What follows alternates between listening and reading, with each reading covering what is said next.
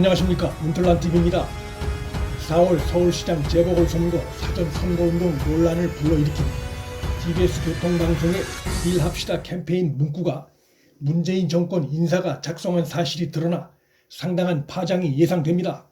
논란이 커지자 TBS가 캠페인을 자체 중단했지만 정치 편향 논란이 거세게 일었던 캠페인 문구를 문 정권 인사가 작성한 사실이 드러남으로써 재보궐선거를 앞두고 정권이 개입된 새로운 선거 공작 의혹이 일고 있고 이에 대한 본격 수사가 불가피해진 상황입니다.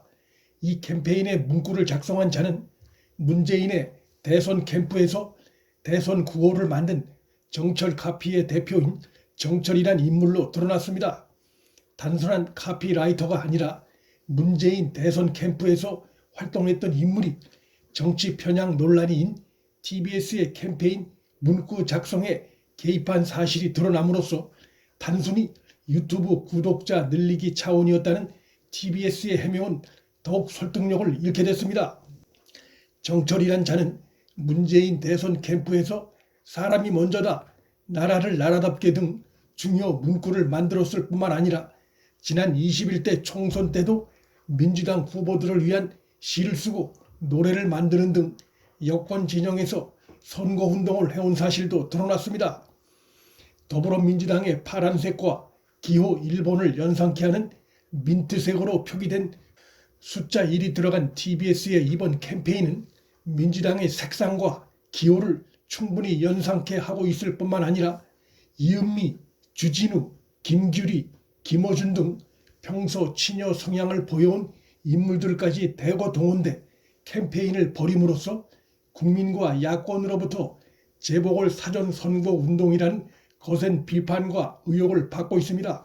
문재인이 좋아하는 가수로 알려진 이은미는 지난 대선 당시 문재인 유세 운동을 적극 도왔고 2012년 대선 때도 문재인 찬조 연설에 나선 바 있는 친정권 성향이 도드라져 있는 가수입니다.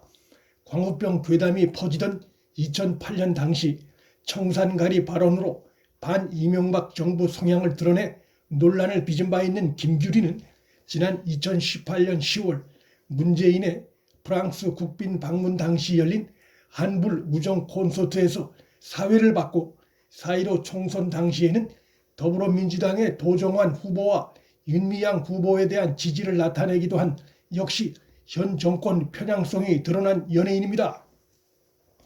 김어준과 주진우는 따로 설명이 필요 없을 정도로 친문재인 정권 인물들로 특히 김어준은 위안부 피해 할머니인 이용수 할머니의 배우가 있다는 주장을 펴 윤미향을 편드는 듯한 발언을 해 당사자인 이용수 할머니로부터는 물론이고 국민적으로도 거센 비판을 받은 바 있습니다.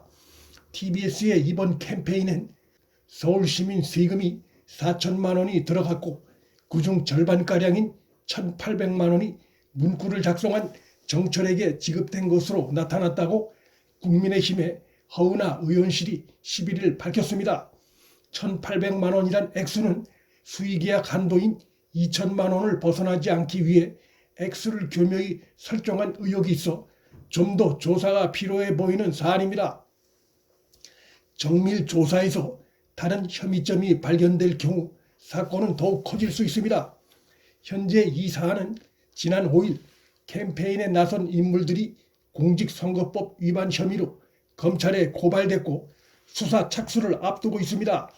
서울시민 세금을 이용해 친정권 성향 인물이 정권 편향이 충분히 의심되는 문구를 만들고 친정권 성향의 인물들이 대거 캠페인에 참여한 사실은 비록 캠페인은 중단됐지만 사전 불법 선거운동 근절 차원에서도 철저한 수사가 필요한 중대 사안이라 할 것입니다.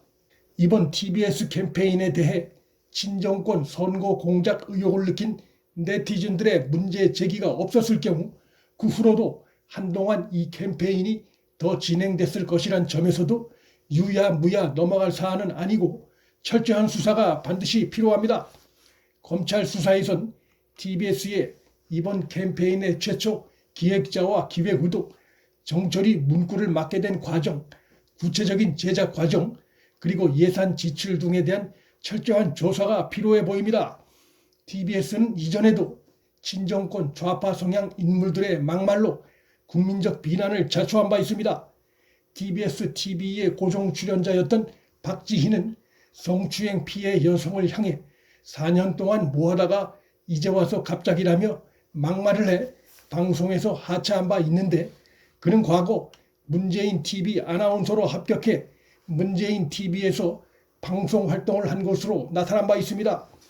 TBS TV 고정 진행자였던 노영희 변호사는 타 방송에서 6.25 전쟁에서 우리 민족인 북한을 향해 총을 쏴서 이긴 공로로 백선엽 장군이 현충원에 묻히느냐고 발언해 큰 물의를 빚었음에도 한동안 TBS 방송 출연을 이어가기도 했습니다. 오는 4월 서울시장 재보궐선거에선 그간 꾸준히 제기되어 온 TBS의 정치 편향성 문제가 큰 이슈가 될 전망이고, 이미 야권의 후보들로부터 관련한 공약이 이어지고 있어 그 이슈의 무게가 점차 커지고 있습니다.